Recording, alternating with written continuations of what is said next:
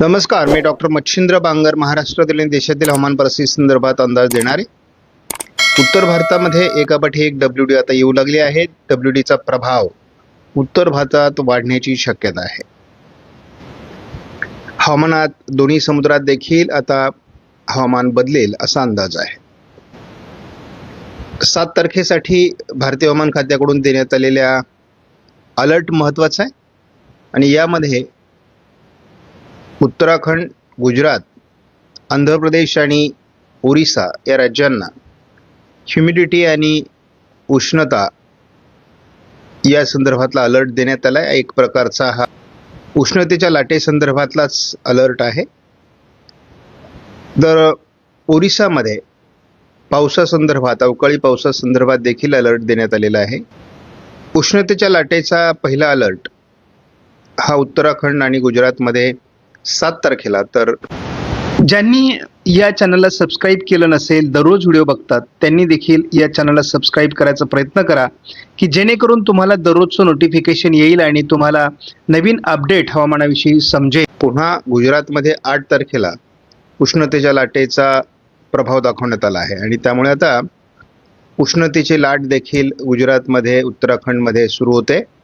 त्याचबरोबर पूर्व भारतात ओरिसा, झारखंड आणि अरुणाचल प्रदेश वगैरे भागात आता अवकाळी पावसासंदर्भातला अलर्ट देखील आला आहे.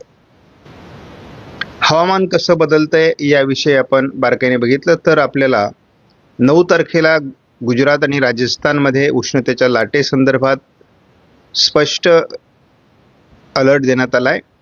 तर ह्युमिडिटी आणि उष्णतामान वाढण्याची शक्यता, म्हणजे अधिक दमटपणा आपल्याला कोकण किनारपट्टीला दिसणार आहे. अवकाळी पावसासंदर्भात पूर्वेकडील बहुतांश राज्यांमध्ये बिहार, झारखंड, पश्चिम बंगाल, ओरिसा, त्यानंतर आसाम, सिक्कीम, अरुणाचल प्रदेश या अनेक राज्यांमध्ये आपल्याला अवकाळी पावसाचे संकेत देण्यात आले आहेत. काश्मीर आणि लेह लडाखमध्ये देखील आपल्याला अवकाळी पावसाचे अंदाज देण्यात आले आहेत. मान्सून पूर्व पाऊस आपण याला शास्त्रीय भाषेत बोलतो आणि हा समान अंदाज आपल्याला पुन्हा एकदा 10 तारखेलाही आहे. म्हणजे याचा अर्थ 7 तारखेपासून हवामानात मोठे बदल अपेक्षित आहेत. गेल्या 24 तासात भारतात कुठेही पावसाची नोंद झालेली नाही. आपण WDचा अंदाज GFS मॉडेलनुसार जर बघितला तर अति उत्तरेला वातावरण बदलतंय, WD सक्रिय होतोय. त्याचा प्रभाव देखील दरम्यानच्या काळात वाढण्याची शक्यता आहे. आपण 10-11 तारखेनंतर बघतो वातावरण बदलतंय आणि त्याचबरोबर श्रीलंका आणि अंदमान निकोबार बेटांच्या दक्षिणेला देखील बाष्प जमा होतोय. त्यामुळे केरळ, तामिळनाडूमध्ये देखील पावसाची शक्यता वाढणार आहे आणि प्रभावी अशा प्रकारचे WD येणं अपेक्षित आहे. त्यामुळे आपण बघतो की मैदानी भागापर्यंत 15 तारखेपासून वातावरण बदलायला सुरुवात होईल.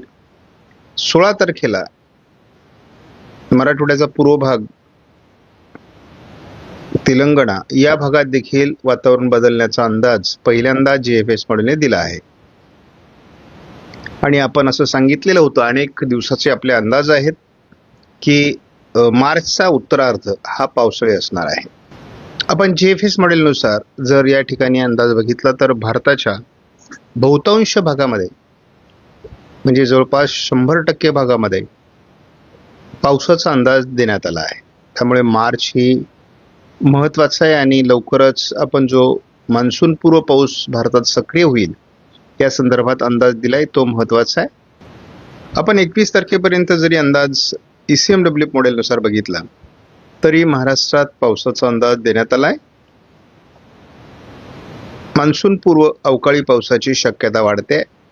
यामध्ये ओरिसा, छत्तीसगड, झारखंड आणि महाराष्ट्रासहित कर्नाटक, केरळ, तामिळनाडूमध्ये हे वातावरण तयार होईल. पूर्व भारत आणि उत्तर भारतातही हे वातावरण असणार आहे. शिवाय बंगालच्या उपसागराच्या दक्षिणेला अंदमान निकोबार बेटांच्या दरम्यान कमी दाबाचं हलकं क्षेत्र देखील विकसित होणं अपेक्षित आहे. आपण गुजरात, राजस्थानमध्ये उष्णतेच्या लाटेसंदर्भात अलर्ट आलेला बघितलेला आहे. त्यामुळे आपल्याला हे मॉडेल GFSचं उष्णतेसंदर्भात बघणं आवश्यक आहे. जवळपास 10 तारखेनंतर उष्णतामान अधिक तीव्र होईल असा अंदाज आहे. आपण पहिला अलर्ट 40 अंश सेल्सिअसचा 12 तारखेला दाखवण्यात आलाय. त्यानंतर महाराष्ट्रामध्ये 40 अंशाचा टप्पा ओलांडला जाईल 13 तारखेला. 14-15 तारखेला थोडे चढ उतार आहेत. मात्र 16 तारखेपासून पुन्हा ढगाळ वातावरण आणि पावसाळी वातावरण भारतामध्ये होत असल्यामुळे उष्णतामान पुन्हा 40 टप्प्याच्या खाली जाण्याची शक्यता आहे. आपण CFS मॉडेलचा देखील अंदाज बघत असतो. आपल्याला पुढच्या आठवड्यामध्ये 13 तारखेपासून 20 तारखेच्या दरम्यान WD पूर्व भारतात उत्तर भारतात सक्रिय होताना दाखवण्यात आलंय. त्यानंतर मैदानी भागाकडे पावसाचं वातावरण हे 20 तारखेपासून पुढे 27 मार्चच्या दरम्यान येताना दिसते आणि यामध्ये गुजरात, राजस्थान, पंजाब, हरियाणा, दिल्ली, उत्तर प्रदेश, जम्मू काश्मीर, लेह लडाख, उत्तराखंड, हिमाचल प्रदेश, पूर्व भारतातील अनेक राज्यांमध्ये पावसाळी वातावरण सुरू होणार आहे आणि अतिशय मजबूत अशा प्रकारचे WD सरकणार आहेत.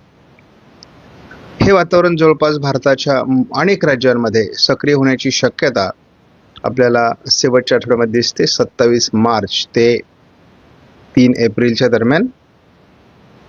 एप्रिलच्या पहिल्या आठवड्यात देखील महाराष्ट्रात अवकाळी पावसाचं वातावरण राहील आणि दुसऱ्या आठवड्यात देखील महाराष्ट्रात अवकाळी पावसाची शक्यता राहणार आहे.